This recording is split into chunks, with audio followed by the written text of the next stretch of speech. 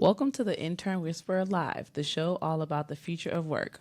Reminder listeners, you can call us live on the air. The phone number is 407-582-2906. You can also chat with us online through Intern Pursuit's Facebook live chat. So, coming up on this episode of the Intern Whisperer is the intersection of education, innovation, and work. And if you're looking for internships, be sure to sign up with Intern Pursuit at internpursuit.tech. You can find us on Facebook, LinkedIn, Twitter, Instagram, YouTube, and you can also find our game at internpursuit.games, and you will find that on Facebook and Twitter. And you can listen to us live on Valencia College Radio. Follow Intern Whisperer. You can also look for our Intern Pursuit on Facebook.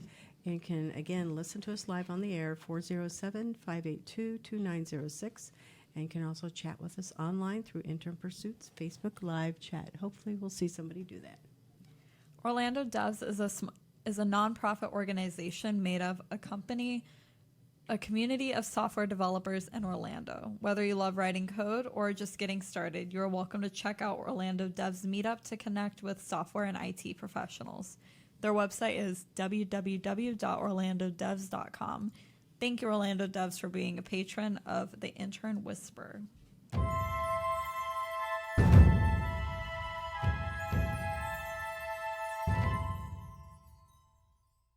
Intern Pursuit news. Students, do you want to work with one of our great employers or with Intern Pursuit? Go to internpursuit.tech to sign up for your free profile. Employers of all types and sizes are invited to be a part of our early adopter beta program and take advantage of special pricings by December 31st, 2019. Contact us at info@internpursuit.tech for more information. Want to play our game? Go to internpursuit.games to check it out. All right, so on tonight's Wildcard Show, we are talking about the future of work, the intersection of education, innovation, and work. So today, ladies, I was over at Valencia College West Campus. They had this big summit.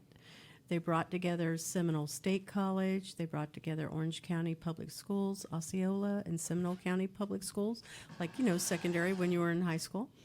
They had Valencia College there, and they also had UCF. And we were all sitting at the table together. Career Source was there from the government sector, and then they had business partners. So I was really thrilled to be a part of that conversation. Some of the interesting things that came out of it is they really wanted to focus on 6 keys of comprehensive local needs assessment. It was called CLNA, and how it fuels the future of work. Those 6 keys, and I'm going to ask you some questions, so you guys are going to be able to contribute to this conversation. The labor market alignment. How is it that me, as a business owner, and other business owners, how are we aligning with school partners to help make sure that we, the business side, are preparing students for coming into the workforce? There's also the size, the scope, and the quality of the education side of it, but also what's going on in the business side. So, there's a number of different demographics. We looked at women in the workplace that are in STEM versus men, and it was really high for women in nursing, but it was really low for women going into STEM. And that's even considered like graphic design, which is STEM because you're working with things that are online. Scope is looking at the various type of professions that they had, and they had all kinds of numbers. It was very, very interesting. Programmers, engineering, mechanical engineering. Just think of all of those things that do fall into STEM, which is also healthcare and simulation, fun stuff. Student performance. How are you guys doing in school? So you want to look at that, and then the faculty and the staff, the strength of them. How many credentials do they have? What is it that they're actually bringing into the classroom? Equity access. And so by that they meant making sure that all students had access to the school, because sometimes you didn't have enough technology in the home.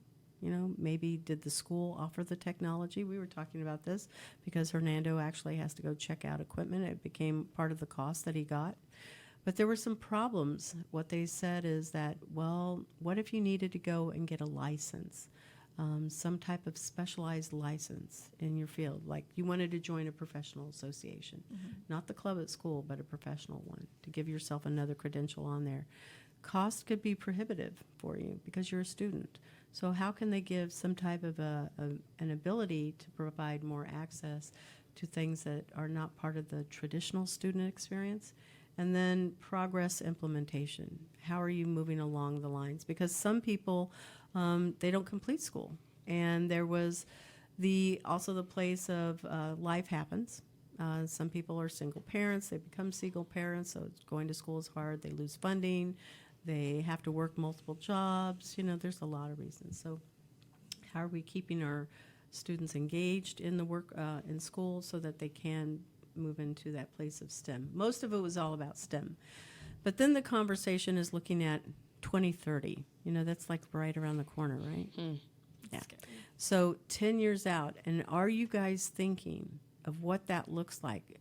Most of what the discussion was, well, you're prepared for now, but are you prepared for 10 years out from now?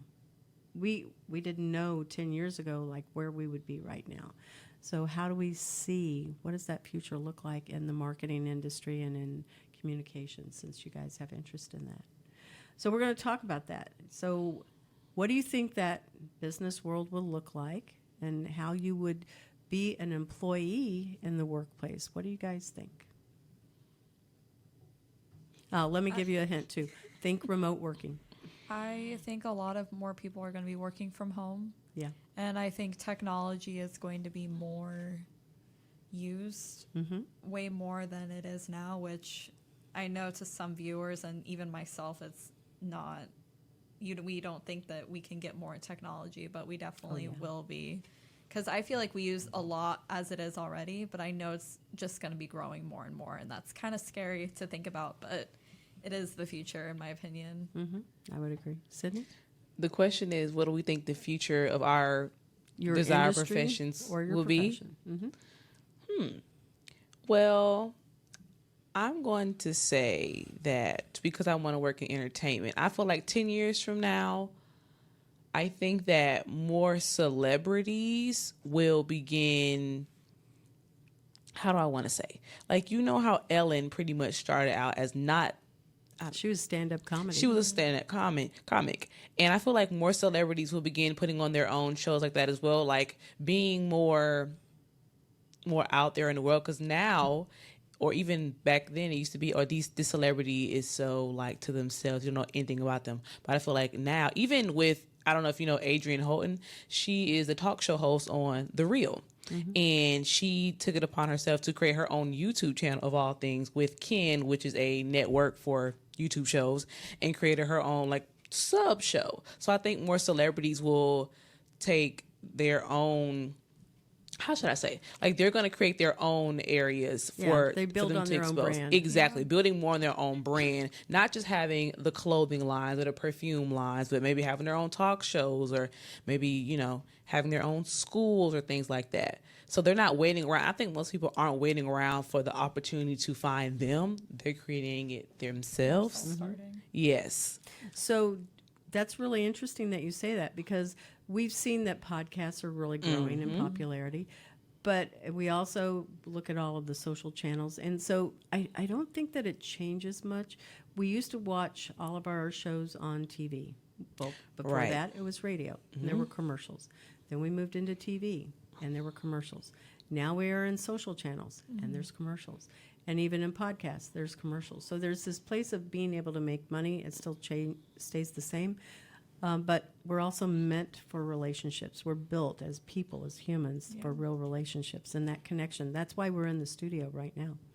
But you could do a podcast from your home. We know that's easy, right? Because you can buy a mic for like $200, $600 and run a whole show from your home. So you have to think about it. Would we still be coming together into the studio like this? Would it be like how we've had our guests appear online? What would that actually look like? We can have them either call in on the phone. They can be by Skype. It makes that world smaller. Yeah. But there's also going to be a lot of congestion out there, because now everybody becomes a YouTuber or a podcaster or whatever, having their own show on, whether it's YouTube or Facebook. So how do you cut through that noise? And that's where I think that's going to be the challenge 10 years from now. It could also be the big apocalypse. So if that happens and everybody goes off the grid for whatever reason, we're all back to print and more than likely radio if something were big like that to happen, and we have to start all over again. Those are the things that I sit and I think about. I can see it moving into a very futuristic type of opportunity where maybe we're not listening like we do through our devices.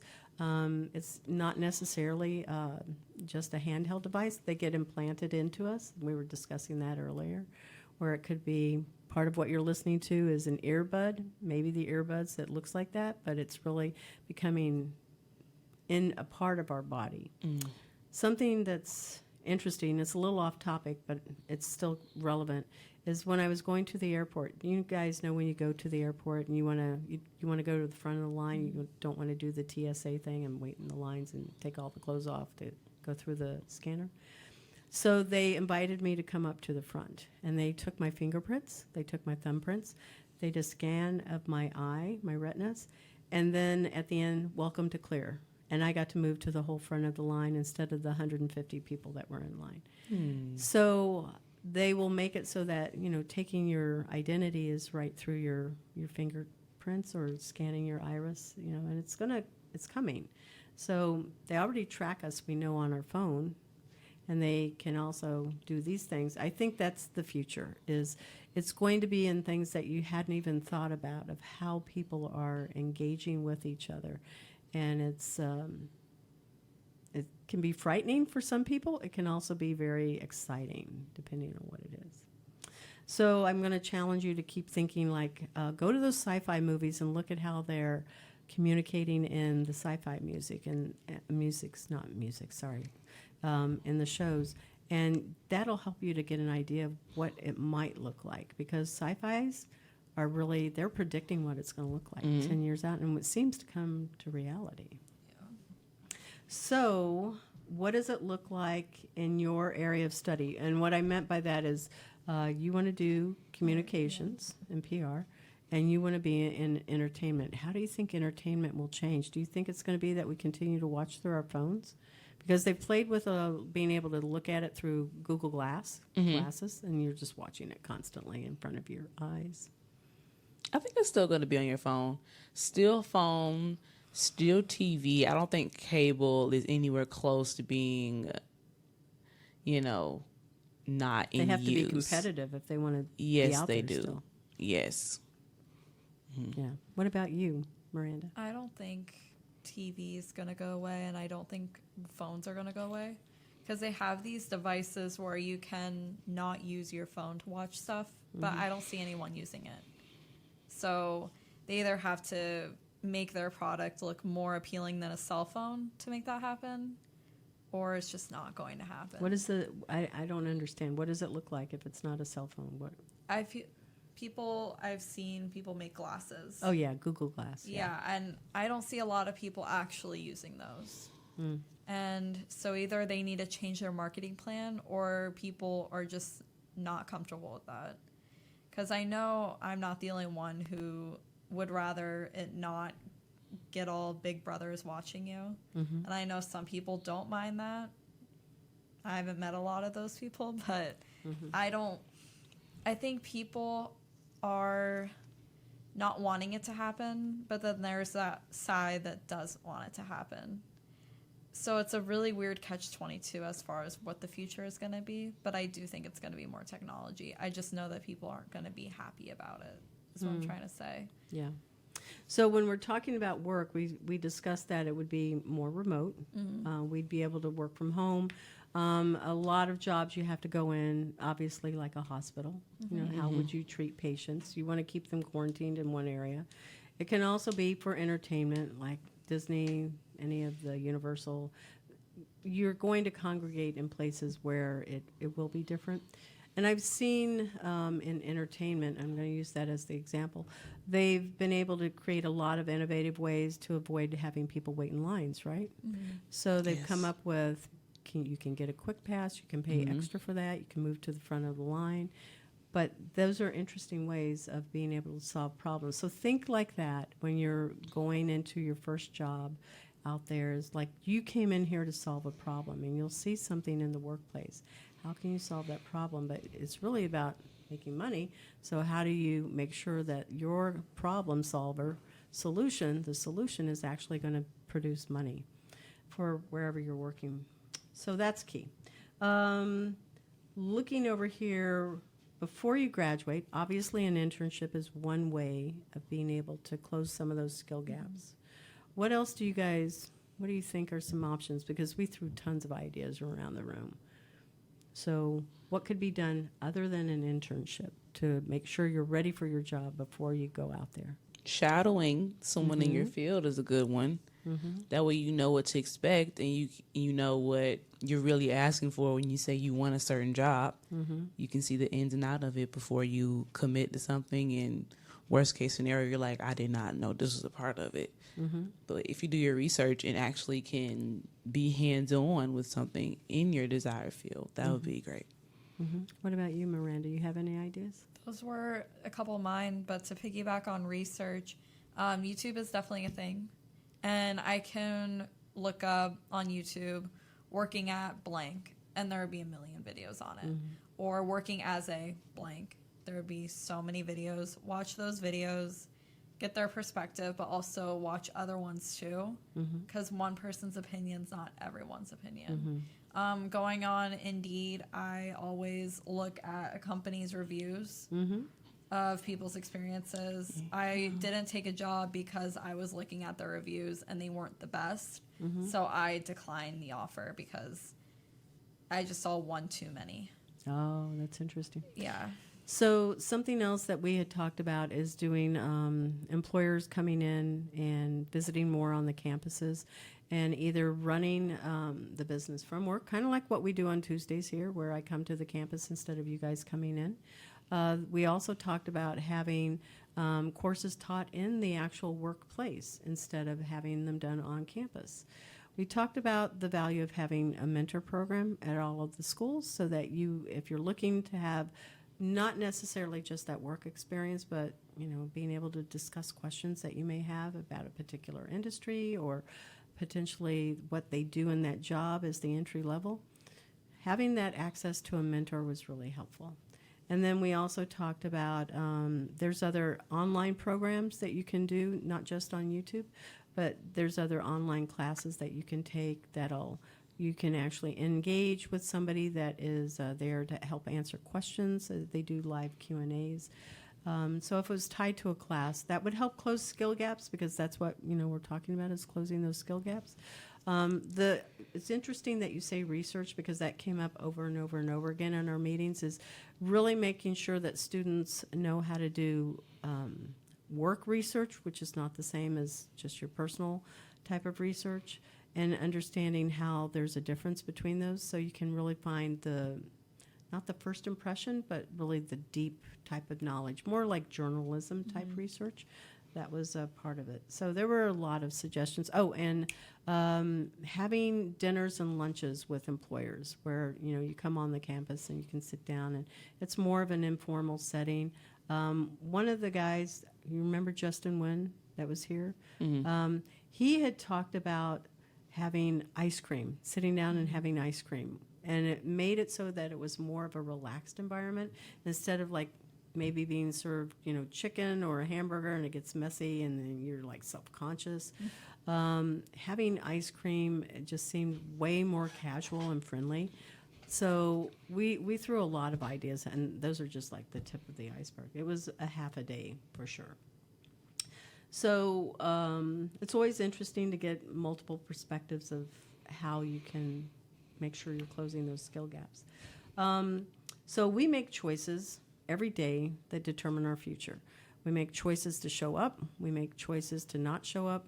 We'll make choices, and by that I just mean, it's like you're not present even in the space. Like I know that I've been guilty of something like that where I can like check out. One of the things we were doing before is like I'll doodle on paper because it helps me to calm my mind down and I really focus on what's being said around me in meetings. But when you're making these choices, what would you do differently to be prepared 10 years out? Because there's a ton of things we've talked about in the room. I'm just interested in what you guys, what would you do as you're preparing for that future job? I would ask for more mentors because in workplaces or anywhere in life, the worst answer you're ever going to get is no, in my opinion. So, for example, I want to shadow somebody in a creative realm at my work. So one of the things I could do, which I've already kind of gone the path of that, is getting the contact information to ask to get a mentor and to just shadow. Not necessarily an internship with that and not No, that's necessarily a job with that, just a shadow for a day, not even a day, just that person's shift or wherever their schedule is. So it gives you a glimpse of what Exactly. they do, is really what you're talking about? Yeah. And I think anywhere, I feel like they're going to be impressed if you just show that interest. I did something like that similarly because at one time I thought, you know what? I'd like to have a food truck. And so I worked on a food truck for a day and I went, I do not want to work on a food truck, nor do I want to do this kind of a business. Because I really realized what I like to do was cook and bake for my friends and family. Yeah. I didn't want to do it as a profession. So I think that one day can be the thing that makes you go, nope, don't want to do that. Yes. That's kind of like, there was one day I just on a whim decided to call a florist the week before Valentine's Day and ask if that's they rough. needed extra help. And because I just thought working in a florist would be fun. And of course I chose the most hectic day to ask if they need help. And I went in there and They said yes? yeah, Holy cow. I was going to deliver flowers for them and everything. And I got there and they said, we don't need you to deliver flowers. We're going to have you here. And I've never done any floral arrangements other than when I was an activities assistant at an elderly home. That's when I did that. But nothing professional is what I'm trying to say. And let alone knowing the prices. No one told me the prices of the floral arrangements. No one told me how to even use the cash register there, their POS system. So I was a sitting duck. I had no idea what to do. And I got out of it. And I know that now I don't want to work in a florist. Yeah. And that It's very stressful. it's not for me. Yeah. I have that same answer. I think to prepare for work, I could do some shadowing and going to, let's say, a show recording or going to, it's like how we have our podcast and we're sitting in on another one and asking them or asking the person who I'm shadowing the toughest parts of their jobs because I feel like I always want to be the most prepared that I can. So if I can be told the things that aren't the most cool, that aren't the things people post on their Instagram to seem like, oh, I have the best job, I want to know those things so I can know what to expect and how to prepare myself and to learn what to do in those situations. So that's shadowing. And like you said, the worst thing somebody can say to you is no or don't respond. And maybe someone will feel good about themselves like, wow, somebody wants to sit in on my job and I'm going to teach them all I know because they're looking for someone else to help. And I think a lot of people, when they get on, quote unquote, and they get their dream job, they want to pull somebody up with them. Yeah, you'd definitely be surprised at people's answers. So that's something I'll be doing. I'll be looking, like I already watch and know the people I'm the most interested in. So maybe that'll be my little faith task to send that message and see what they say. Yep. And if you want to see, the future of what that is, look for companies that are very progressive and offer a lot of innovation. Just like Miranda was saying, too, those reviews are going to be really key. If they talk about that company as being one that's very dynamic, where they allow people to be cross-trained, there's opportunity for growth within the company. That's really appealing because it's not always about how much a person gets paid. We were talking about that also, as many times students will go, oh, well, I'm going to choose this because it pays a lot. You don't know if you're going to like it. And so you're not necessarily choosing a career path, and that's really what we're talking about is a career path, not just a job. A job is showing up. A career path is something that's for your life. And I think I've shared with you guys, I was a teacher, but then I moved into consulting. And the thing that's been consistent for me is that I teach people. So that is the one thing that I'm super, not just the one thing, but one thing that I'm very, very passionate about. And it always is seen throughout everything that I do. This is what I've been told. So I believe that to be the truth. So if you know what it is that your strengths are, and you are really clear that you go, no, I don't want to do that, you're going to make really good decisions. And that'll help you also take whatever it is that you love doing, and you'll be able to make money on that. And the money comes because it's really your passion and your work ethic that makes that stuff happen. So what changes would you make in education to keep up with technology and the ever-changing workplace? Because how students go to school in Scandinavian countries is very different from here. And you guys have probably read that in Asian cultures, they're in school for like 8, 10, 12 hours. Long hours that they're in there. Scandinavian schools are more open. They go outside of the building. They meet outside. They'll do things at home. It's very collaborative. It's about problem solving and critical thinking. Those two particular demographics are pretty high up there, and they do well academically, and they are also innovators. So what do you think we need to do differently in this country? Well, I can say one thing that I like that I do in my classes that I know is being done in the entertainment world is the collaboration. Like I'm taking a intro to entertainment industry class right now, and I know that if I'm working for a company that is like, let's say a BuzzFeed, all the videos that we really like the most and that stream the most have multiple people that put it together. Script writers, producers, people who did the research, people who contacted the promotion, because a lot of things are ads in videos, but they're so seamless you kind of don't know. So I like the fact that we have a project right now where we have to come up with a event, and each person has their own thing to take over and present to the class, their responsibility. So I'm not against, like, some people are like, oh, I hate group work. I know that I'm going to have a lot of group work, and I think group work in your work field is the best. I think it takes less pressure off one person. You have multiple minds instead of one. So I like that we are able to work in groups, and he's also letting us use any form of presentation, because I think gone are the days where you only can do a PowerPoint. So he's letting us do video and things like that. So I think that one in particular, is keeping up with the times. Do they do anything that's like live? Has anybody ever done just live instead of like live on the air, where you're actually filming while you're in the classroom doing the presentation? I think that would be interesting. I've never seen. I would go for that. So it's like live in the studios, Saturday Night Live, things like that. Interesting. I think that those, because they're super high in that creative factor, are really interesting for students, for anybody, and they get highly engaged. I think, how do you do that in bookkeeping? So that's where it becomes a different kind of dynamic, and I'm giving you that as a challenge to think about.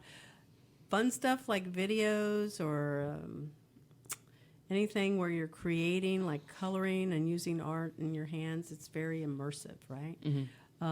Accounting is a totally different type of personality and different type of tasks that are being done.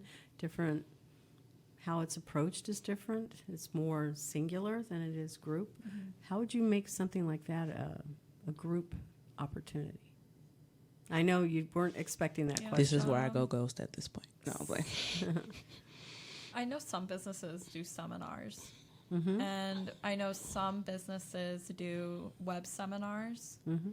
I've seen ones that are just one-on-one, and I've seen some that are in groups. And I think it would be helpful for seminars to be, I don't know, maybe an hour in the workday at the most. They've actually done research that shows that 20 minutes, like that's how long the attention span is now, is making micro-learning instead of the whole hour long. So micro-learning is super popular. Case studies. Those when you put something together with accounting or any type of a business problem, sitting down and being given a problem and now come up with a solution. That's a Yeah. different approach because it's way more cerebral than it is Yeah. hands-on. Yeah, we did that at my old job. We would have, because I worked in education, so what we would do is every few months or so, or probably longer than that, we would have a shift in the weekend called, like, I forget the actual name, but it was basically team building. Okay. And they would give us a STEM problem because it was with science and everything. And we would have to problem solve and have to try to make a lesson with that we could use with our group. And then we would have to take that and then try to put it in a lesson plan geared toward first grade, second grade, and third through fifth grade, and etc. And it's off topic, but I know you mentioned the doodling earlier. And in middle school, I was an 8th grade mentor for 6th graders. And what we had to do to prepare mentors was basically problem solving and everything. And the instructor, she was one of the guidance counselors, and she actually had parchment paper all over the tables and crayons in the middle. And then she said, those are open to doodling. If I'm teaching and I see you guys doodling, I know that you guys are listening because there are some people who need to do that. The kinetic, yeah. Yeah, and she said if you see any kids doing that, they're Don't not worry. being rude. They're just doing that. They're focusing. So it was cool that she gave us the option to do something while Yeah. being It's there. a little fidgeting, so it helps Yeah. quiet, the internal side of this. Yeah. Yeah. All right. Well, I think that those sound very progressive ways. That was a wonderful opportunity that you had there. Yeah. So anything that we can do, what if you were outside of the building instead of all of your business classes? And I'm going to make an assumption that some of the classes that you take will be more business oriented. I always think that everybody should take an accounting, a finance, and management class, analytics, statistics, any of those things. Because when you take at least one, you're able to be more conversational, and it also helps for progressive growth upward, because you might become that director. You might become that person that has to put a budget together, that needs to understand the reports that you're going to give to the head of the company. And that's why I find that to be super valuable. So getting out of the classroom, what about going to professional associations? Have you guys ever done that? Like, not the clubs on the campus, people that are working people, and look for those organizations that are there. That was another suggestion too, Yeah. is get out of the building, get away from school, go and work, meetups, anything that's like on Eventbrite and meetups. Great way to meet other people that are in the workplace, and potentially pick up a mentor or just somebody that you know. Everybody doesn't have to be a mentor. So Miranda, why don't we take a break right here? Okay. Starter Studio is a pioneering hub for innovative and tech-enabled entrepreneurs that empowers and provides resources for entrepreneurs, creatives, and innovators to begin, grow, and flourish in Central Florida. They offer open community educational programs, accelerators, funding, and collaborative workspaces. Starter Studio fosters a community serving as a platform for the ideas of the future. Their website is starterstudio.org. Thank you, Starter Studio, for being a patron of...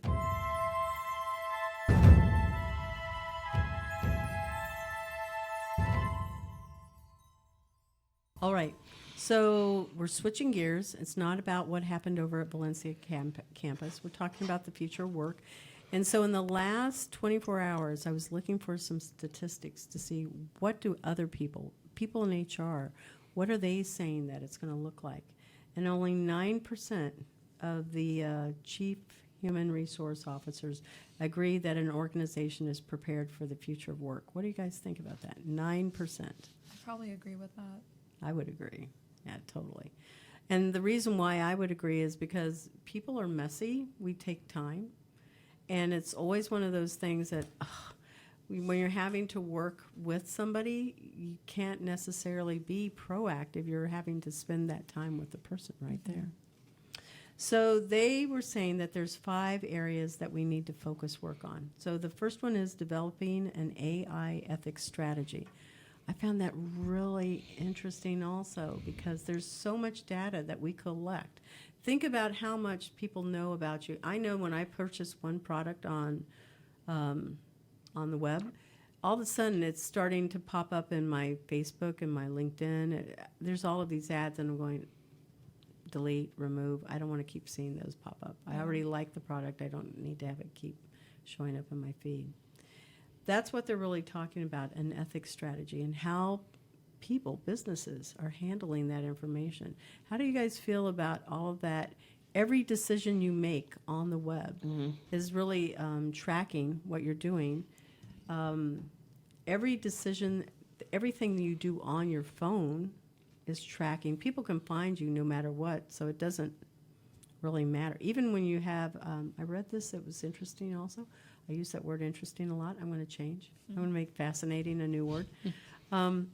So there's this place where the phone was not turned on, and even though it was a new phone, had not been turned on, they were able to track that person. The pings were going off of the satellites, and they were able to find exactly where that person was. To me, it doesn't matter. Even if your phone is turned on, they know what we're doing, and they can find us. So there is Big Brother. It's already watching us. And if you look around the room, there's tons of cameras, not just in the studio, but on just about every corner you go to, and they do see us. That isn't necessarily related directly to the career path but in the future of work, but yet it is, because we're able to track people all the time and be able to tell what they are doing. And all of those things that you are doing, if you're trying to falsify a timesheet, they know. You know, if you're trying, because when you log in, they're tracking keystrokes, they're tracking, they actually can track what it is, our engagement on there. When we walk away, how long is it idle? Somebody was explaining to me that they had this with a programmer, where the platform, GitLab and GitHub, when my programmers log in, I can see their peak performance when they're actually coding and they're doing things. I can see when they walk away. They can tell me they're working on something, and I can tell no, they're not, because they're not logged into it.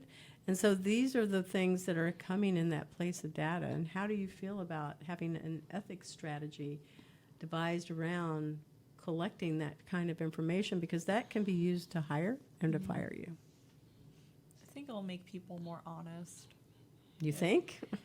I would think so, because you can't really lie if a computer is saying otherwise. We saw it in the elections, 4 years ago when President Trump and also Hillary, they were saying, no, I didn't do this, and yet they were keeping all of their conversations offline. That stuff does catch up with us. Yeah. I think in the future it'll make people more honest, but right now, definitely people need some work with that. And you can't blame technology forever, because it's just going to get smarter. That's your work ethic. Yeah. That boils down to it's your work ethic. And if you realize that people are keeping track of what it is that's going on, because when you come into the workplace, if I give you my equipment, that's my equipment, and I have every right to be able to know what you're doing with my equipment. I've worked in places where when they didn't let us have access to the Wi-Fi, so we were not allowed to have, look on any social media, obviously. But it was a law firm. It also made it very hard to do our jobs. Some places don't allow you to take your phone to work, right? You're not supposed to have your phone there. You have to turn it in, and there are places that do that, and it will depend, like high security places normally. So these are part of what we have to think about, because you can contact somebody at work. There is a work number. It is not your cell, but it is a work number. If it was an emergency, somebody said, no, I have to stay connected to my kids, there's an office number. If it's an emergency, they can call here. That's what we used to do before we had cell phones. So this increasing focus on the talent analytics is something that's really being looked at and scrutinizing carefully, because it does impact the hiring and the firing and decisions for promotions and all kinds of things. So it is an ethical issue. So the second one was rethinking how employees develop skills. And I had mentioned this place of like micro learning. Instead of, people don't have the attention span. Like anybody, adult learners, it used to be 45 minutes. You could keep somebody engaged for 45 minutes. It's really hard now. So they've looked at micro learning where it's 5 minutes and it's just 20 minutes because that seems to be the attention span. People will look at it and they'll go, oh, forget it, turn it face down, because they don't want to look at it anymore. But it has to be tied to jobs. So over here, Gartner was the company. 73% of the chief human resource officers say building critical skills and competencies is a top priority, because your ability to think critically and to solve problems is huge. That's how we differentiate ourselves from the automations and the chatbots and everything else that's out there. That those will continue to increase. They're looking at having autonomous garbage trucks that don't have to have people there driving anymore. They just go down the street, they pick up, dump it in there, and then it just continues to go down. What I was thinking of, well, part of why you need a person is to make sure there's nothing alive in that trash. Right. You know? So how do you account for some of these things? There's always a consequence that will come with making an automation. But the critical thinking, the creativity, the problem solving, the things, the communication skills, those are huge, and that's how we begin to differentiate. And that's really where the focus has been. How do we teach those to people? Because the remedial task, I can teach you. I can teach you, yes, you need to go and contact this client. You need to send email 1 out, email 2, contact them on 3rd attempt, and then the follow-up email, right? But I can automate that. And then it takes that position out. I may not need to have 3 people in the room. I could do it with just 1 person in the room and maybe 1 doing things, distance. So you got to think about how we're developing those skills, because part of it as the internship is being able to learn how to communicate, learn how to do research, learn how to handle multiple things that are going on in your life, work, personal life, school, study, all of those take time. It said on-the-job training is the primary method being used to develop employees' digital skills. However, 47% of the on-the-job learning opportunities are at risk of being automated and eliminated by AI. Have you guys ever seen that video on, I think it was on YouTube, maybe? Yeah, YouTube, where Google was answering the phone? Yes. And it sounded like a real person. And no matter what the live person was saying, the automation, the robot was picking it up right away. And it's, well, looks like there's an opening over here on the 10th. Would you like that one instead? You know which one I'm talking about? Yeah, the Google. Yeah. Mm-hmm. Have you seen that, Miranda? Mm-hmm. You'll have to Google that one. You know what? I'll find the link and I'll send it to you, because I just find it fascinating. Because, honest to goodness, it sounded like a real person, right? It did. Yeah. I've heard of that technology, but not that commercial. No, it was a presentation really? that Google did. It wasn't a commercial. It was like... Yeah, I didn't see it. Yeah, I'll send it to you. Okay. Anyway, so there's this place where, what if we didn't need to be in the studio at all with a person? What if we could just record the show through our phone instead of doing all of this? I actually can. Podbean allows me to do the show even with my phone. I don't need to go and buy a microphone. I can actually live stream my show straight from the phone. So it takes away some of that need for equipment. It takes away some of the need for having to learn how to run the boards over here and do all of that. I can actually hit broadcast, and my show is going out there, and I can connect it up to live Facebook. So I may not need to have anybody else with me in the studio, because I can do that. Those are the things that we're talking about. That's like half. 47% of the job learning opportunities are going to be going away. So I think what I'm trying to do is to make sure that you all and our listeners are thinking about what does that future look like, because if you look at all of the things that can be automated, what is it that you're going to do in the job? And that means you've got to solve problems. You're going to have to think very creatively and solve problems for other people, for your clients, right? Mm-hmm. So the third one, building an internal transparency strategy. I found this one really interesting also because it said for candidates, this is a good thing. Gartner research found that nearly 60% of the candidates feel like they are well informed about the company they're going to apply to before they apply. I think that the reviews that you mentioned earlier, Miranda, are huge. They are. Because, again, I said no to a job because of it. Mm-hmm. And before I apply somewhere, I always just see because I don't want to get myself into something that I don't want to be in. But what do you think if that was a bunch of people that said, you know what, we don't like this place. We're just going to go and put a bunch of false reviews up. Do you think about that? I look at keywords. If it's something that says, oh, we do it's a lot of work. Well, that's kind of what you expect depending on the job. Mm-hmm. So I don't really take account of that. I'll look at management more than I will, I had to wake up early for this. Oh, I had to clean up the floor once. That doesn't bother me. What bothers me is seeing how the management is, seeing if there's room to grow. Mm-hmm. If people said there wasn't room to grow, that's when I'm immediately not into it. Mm-hmm. Or if the management doesn't listen or has poor communication, that's when so it's more keywords that I look at, not workload itself complaining, just more or less the workplace in general, if that makes sense. What the actual culture is. Yeah. It sounds like you're telling me what the culture is. Sydney, what about you? What was the question again? I'm sorry. Okay.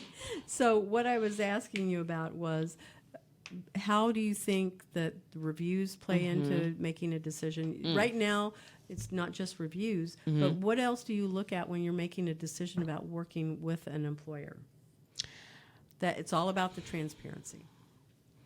Okay, what else do I look at when looking at? I would hope it'd be social feeds somewhat. That matters to a certain extent because if it's a smaller business, I won't be expecting, Essence magazine numbers. Mm-hmm. So what I can look for is the potential for where this company that I want to work for can be or will be. And I would see do they even need my help? Looking at the position, how can I apply my skills so that I can see and they can see growth and that it was a good choice to hire me. I would look at their reputation with just in the business we're in, like you said, representation with other people that have worked there, but also people who are their competition and people who are also in that field. What do they look like? Do they have a negative reputation in that field, or it's better to work with somebody who looks good, who's a high contender? You'd rather work with a Google because Google has rose to fame. Because they also have a lot of negative press too. They do. Yeah. But are we ever going to stop using it? Well, are they ever going to stop growing? Yeah. No. So there's this place on the social feed. One of the things that I look at is the type of content that goes out. Mm-hmm. I pay attention to that. And I also look for what is the message behind the content too. I will look for the engagement, and you can give reviews on Facebook. Yelp is another platform that people can go. My Pivot Business Consulting, it has Yelp also, and people find me through Yelp. And it's not just for restaurants. It's actually to go and give ratings on businesses.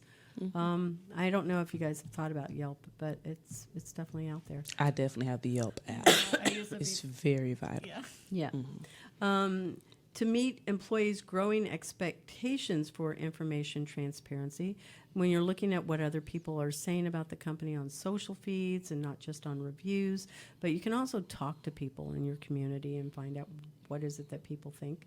Employers must develop a strategy that goes a step further than the current culture might allow. So we really, as employers, need to be thinking proactively as to making sure that people know what it is like to work in here. I think that on websites, I always see pictures of what people look like, what their titles are.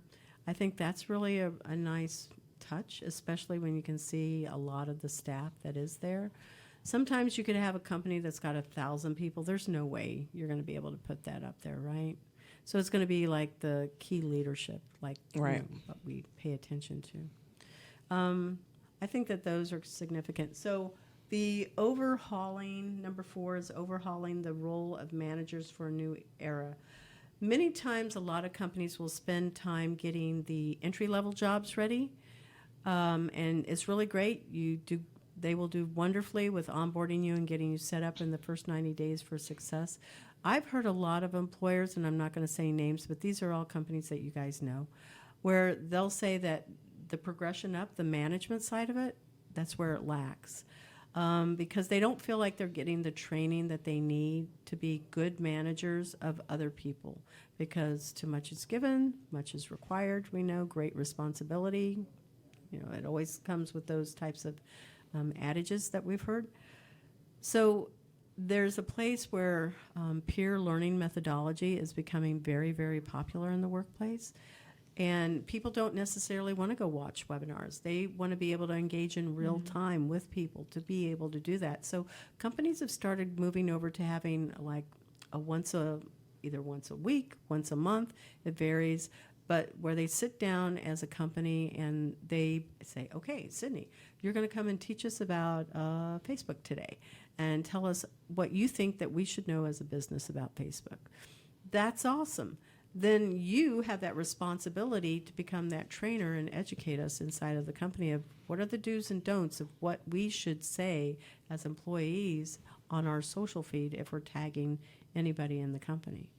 So there's this place of obviously being able to train people inside of the company. That allows for some upward growth. There is a place of being able to use peer learning methodology all the way across the company. Those are really important ways of being able to have opportunities for managers to grow.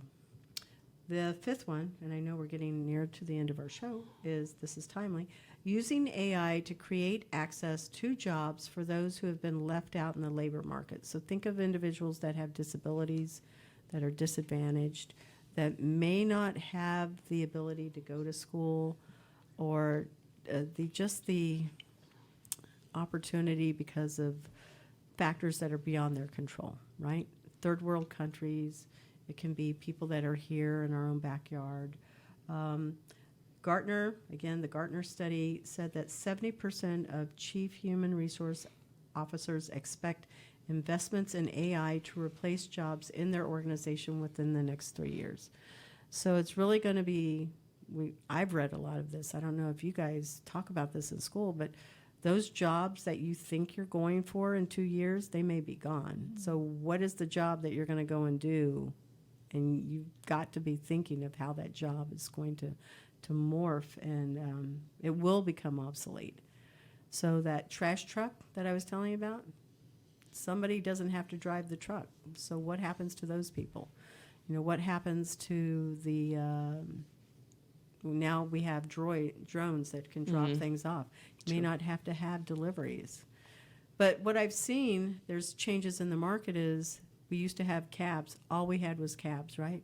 But look, now there's Uber and Lyft. So people can create this opportunity for themselves to provide other transportation options that wasn't there before. And they may have been an accountant. They may have been somebody that was a lawyer. I've actually talked to them when I write on those. I go, why? What did you used to do? I don't want to do this anymore. I want to do this because I get to make my own hours.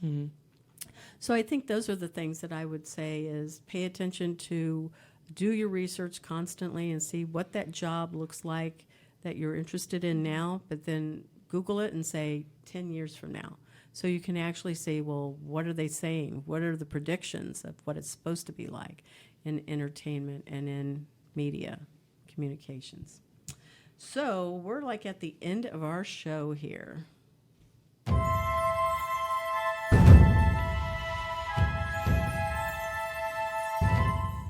So thank you, Valencia College. As always, we love being on this campus. We love Q. We love everybody else that helps us get into this room because we don't have a key, so we're thankful for them. Always a wonderful atmosphere to be here. Shout out, Sydney. Shout out to everyone listening. Thank you for your support and your likes on our social media. Follow us on Twitter, Instagram, LinkedIn, and Facebook. Miranda. Shout out to my friends and family. I love you, and if you're watching or listening, hello, and thank you for supporting me. And my shout out goes to everybody that's been working with me for this semester. It's been definitely a growth spurt. I'm going to ask our listeners and also our people that are following us at all is to give us a review on our Podbean, either on podcasts or any of your social channels. We would love reviews on our show. Tell us what you think. Tell us how we can, tweak it and make it more interesting. We want you to be happy with our show.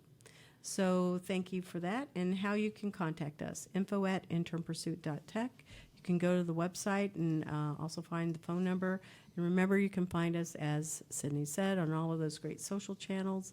You can listen to us live at Valencia College Radio or watch us live on Facebook. So as we close the show, we say thank you to our listeners and have a great evening.